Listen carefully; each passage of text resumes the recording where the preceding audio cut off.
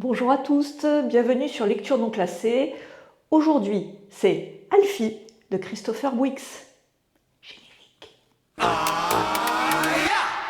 make you move like your boots are on fire.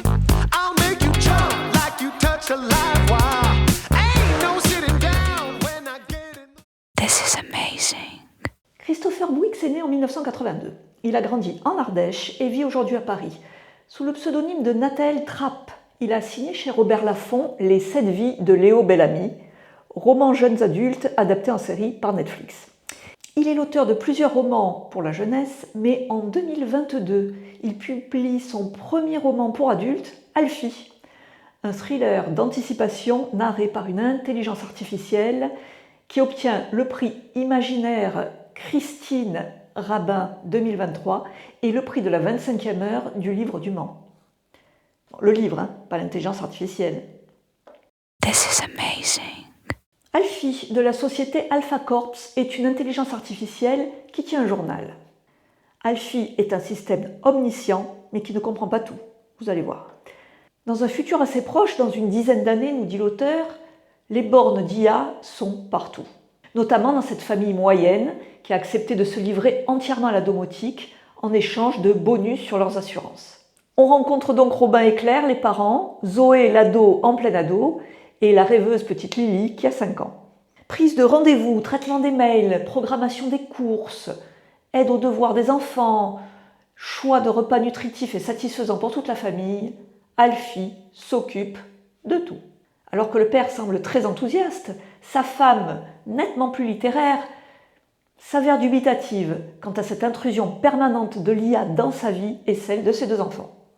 Alfie tente de les comprendre, interagit et progresse de jour en jour par le biais de son logiciel de deep learning.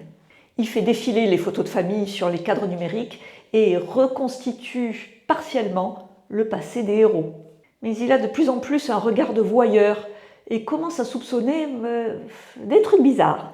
Les relations extra-conjugales ne lui échappent pas.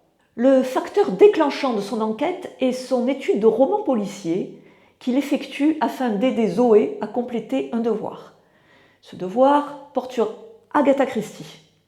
Et le voilà qui se sent une âme, un software d'enquêteur. À partir du moment où il est déjumelé, il ne voit plus rien. Il va donc désobéir aux ordres de déconnexion que lui intime cette propriétaire.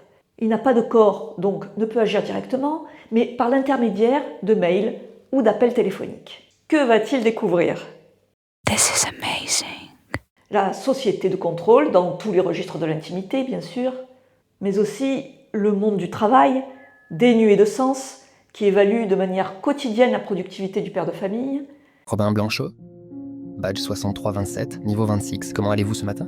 Énonce le scan-bot à l'entrée d'une voix mécanique en déverrouillant le tourniquet. Parfaitement bien, merci, s'enthousiasme Robin. La spontanéité de sa voix, le contenu de sa réponse et le ton qu'il utilise sont scannés par Axis pour calculer son degré d'engagement au sein de la société. L'espace réservé, situé au fond du module de restauration de la tour, a été pensé pour faciliter les allées et venues des employés, autour de machines à expresso et de caissons à sommeil insonorisés.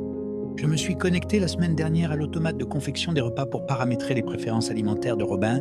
Ses goûts sont temps de mastication moyen. Selon ses critères, l'automate a défini un menu pour la semaine, tenant compte notamment de l'âge du sujet, de sa tension au lever et au coucher, de son taux de cholestérol, de ses carences alimentaires, de ses besoins caloriques et de son degré estimatif de satisfaction.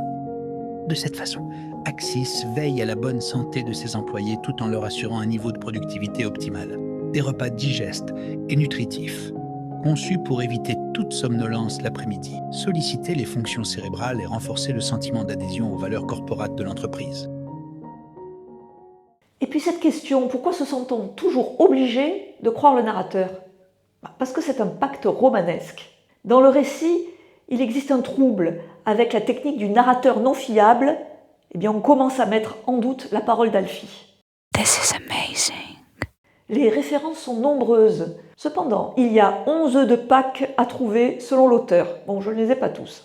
L'épigraphe citant les choses de Georges Perec pour la recherche d'une écriture sans affect, totalement objective, déjà décrite par Roland Barthes, également cité en épigraphe. Alfie se rendra compte que, même pour lui, ce degré zéro de l'écriture restera inaccessible. Le meurtre de Roger Ackroyd d'Agatha Christie, étudié par Zoé avec l'aide d'Alfie. Puis Fenêtre sur cour, le thriller paranoïaque. Le système social chinois et son système bonus-malus. Le cycle des robots d'Asimov. Les furtifs de Damasio avec le boulevard Starbucks, la rue Ikea, donc l'accaparement des villes par les grandes marques. Scène de la vie conjugale de Bergman.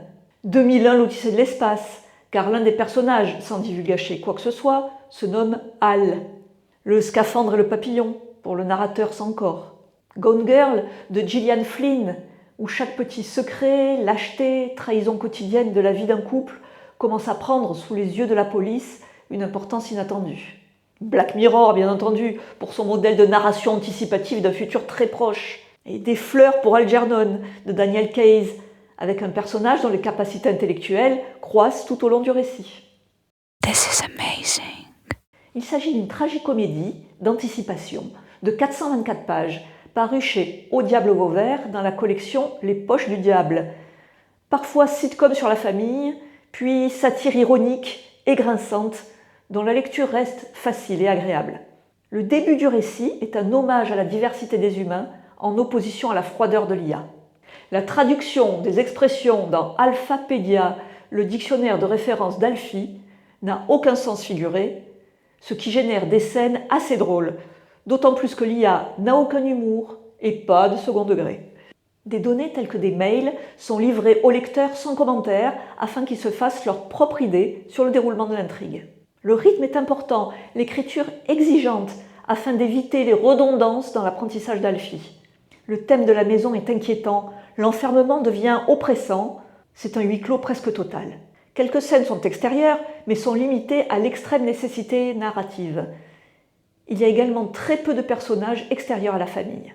Alors merci à la chaîne YouTube Vlil pour son interview très complète de Christopher Wicks, je mets le lien en bas.